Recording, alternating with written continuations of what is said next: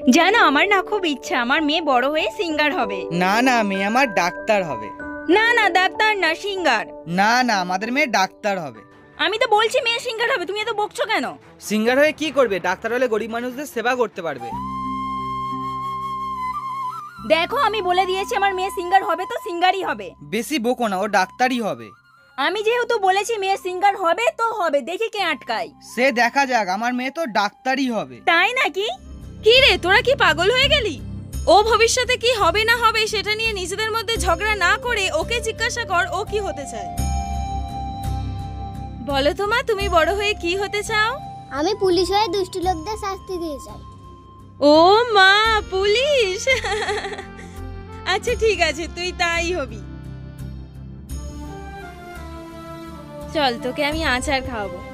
ঠিকই তো, ওরও তো স্বাধীনভাবে বাঁচার অধিকার আছে।